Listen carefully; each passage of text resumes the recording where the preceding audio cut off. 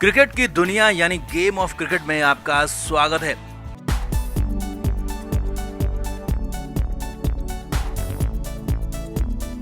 IPL खत्म हो चुका है और अब टीम इंडिया के मैचों की बारी है। इस आईपीएल में जबरदस्त उलटफेर हुआ और हार्दिक पांड्या ने खुद को ऐसे साबित किया जैसे कि वो यही करना चाहते हो, यानी कि खुद को साबित करना चाहते हो बतौर कप्तान। हार्दिक की टीम गुजरात टाइटंस ने टाइटल जीता और हार्दिक ने अपनी कप्तानी से सभी का दिल जीत लिया। और इस बार मामला दिल से भी आगे बढ़ गया क्योंकि एक साल के अंदर हार्दिक पांड्या टीम इंडिया के अगले कप्तान होंगे, फुल टाइम कप्तान होंगे। और ये बड़ी बात आई है, बीसीसीआई से बात करके सुनील गावस्कर ने खुलकर दिल खोलकर पांड्या की तारीफ की है। तो क्या क्या कहा सुनील गावस्कर ने, क्या है बीसीसीआई का प्लान और आगे क्या होने वाला है, सब कुछ आपको बताते हैं। आप इस वीडियो को शेयर करें और कमेंट करके अपनी राय जरूर दें।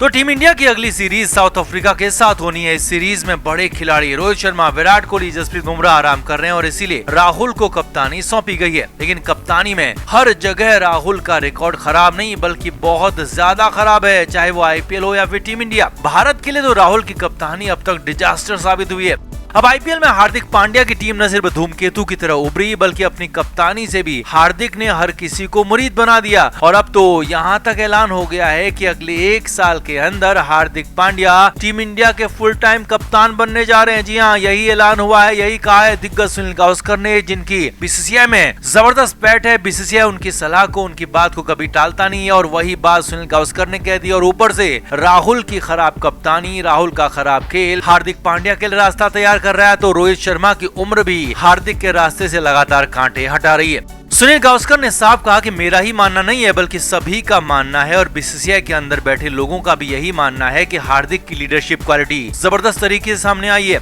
और किसी को भी नहीं पता था कि हार्दिक इतने जबरदस्त लीडर हैं। गावस्कर ने आगे कहा कि आपके अंदर अगर लीडरशिप क्वालिटी है तो फिर आपकी वो क्वालिटी बाहर आ ही जाती है और बाहर आकर वो निखरती ही रहती है। गावस्कर ने आगे कहा कि 3 से 4 नाम और भी रेस में है, लेकिन मैं ये दावे के साथ कह सकता हूं कि हार्दिक पांड्या अगले आईपीएल सीजन के बाद टीम इंडिया के कप्तान बनने के सबसे बड़े दावेदार होंगे। और कुछ अलग होता है तो फिर अगले साल के वनडे वर्ल्ड कप के बाद हार्दिक पांड्या टीम इंडिया के नए कप्तान हो सकते हैं। अब अलग होने से मतलब यहाँ पर सुनील गावस्कर का यही है कि अगर रोहित शर्मा इस दौरान संन्यास ले लेते हैं या फिर रोहित शर्मा की कप्तानी में वर्ल्ड कप में अच्छे नतीजे नहीं आते हैं तो फिर हार्दिक पांड्या वहीं पर कप्तान बना दिए जाएंगे। और ये लगभग साफ साफ अब दिख रहा है। जी हाँ, गावस्कर ने साफ कहा कि केएल राहुल, ऋषभ पंत, जसप्रीत बुमराह और यहाँ तक कि श्रेयस अय्यर भी लंबे समय से भारतीय कप्तानी रेस में है और रेस में बने भी हुए हैं। लेकिन हार्दिक पांड्या तो रेस में बना नहीं है बल्कि रेस को जीत चुका है और वो फाइनल जीत चुका है और वो भी आईपीएल का। अब बस उसे इंतजार करना है अगले एक साल का। अगले साल के आईपीएल सीजन में हार्दिक की कप्तानी की क्वालिटी देखनी होगी और उसके बाद हार्दिक का टीम इंडिया का कप्तान बनना तय है। अगले एक साल में हार्दिक पांड्या टीम इंडिया के नए कप्तान होंगे और रोहित के बाद फुल टाइम कप्तान हार्दिक ही होंगे। और लंबे समय हो सकता है कि 7 से 8 साल हार्दिक पांड्या टीम इंडिया की कप्तानी करें। ये साफ साफ गावस्कर ने कह दिया और साफ साफ दिख भी रहा है।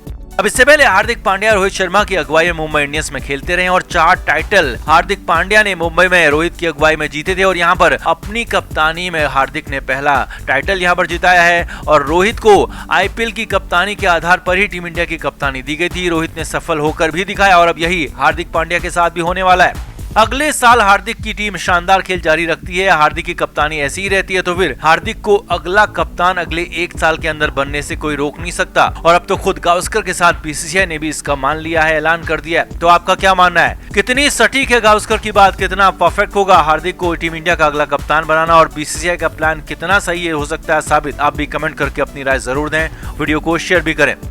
तो राजस्थान रॉयल्स ने इस पूरे सीजन बेहतरीन खेल दिखाया था और इसी वजह से फाइनल में भी पहुंचे, लेकिन फाइनल में ऐसी गलतियां कर दी जिनकी भरपाई अब हो नहीं सकती क्योंकि अब उनकी हार हो चुकी है जो अब बदल नहीं सकती। तो सीधे गलतियों पर आते हैं, हार की वजहों पर आते हैं। सबसे पहली गलती जो कि हार की बड़ी वजह बनी वो रही टॉस जीतकर पहले बल्लेबाजी का फैसला। जी हाँ, कप्तान संजू सैमसन और कोच संगकारा ने किस रणनीति के तहत टॉस जीतकर पहले बल्लेबाजी चुनी ये किसी के भी समझ में आ नहीं रहा।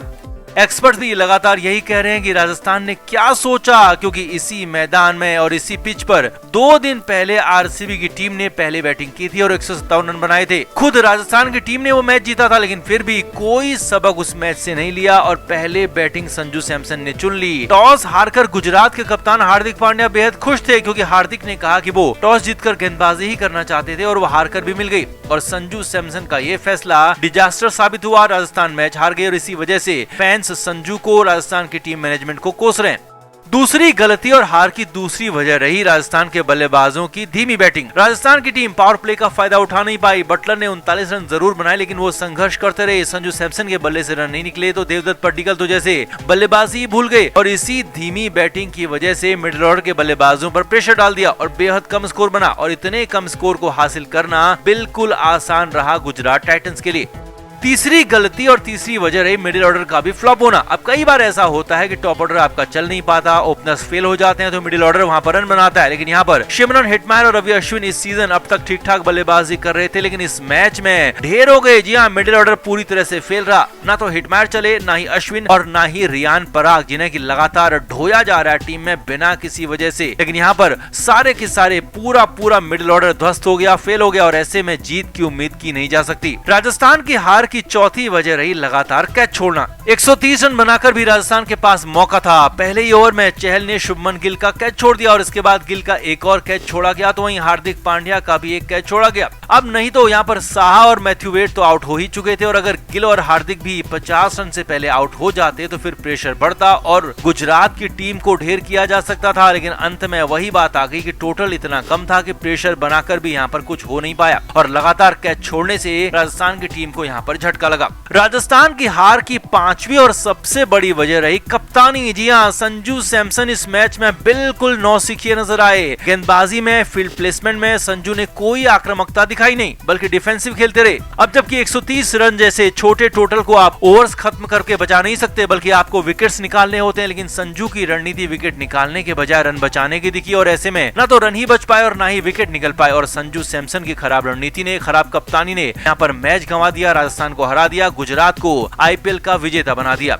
अब इस मैच में हार के बाद इसीलिए लगातार संजू सैमसन को फैंस कोस रहे हैं। फैंस का कहना है कि पहले तो टॉस जीतकर बल्लेबाजी का महागलत फैसला लिया और फिर उस पर भी कप्तानी बेहद ढीली रही और बेहद डिफेंसिव रही और इसी वजह से राजस्थान को मैच में हार का सामना करना पड़ा। तो आपका क्या मानना है? राजस्थान की हार के लिए क्या अकेले संजू सैमसन जिम्मेदार है या फिर कोई और भी है वजह? आप भी कमेंट करके अपनी राय जरूर दें, वीडियो को शेयर भी करें।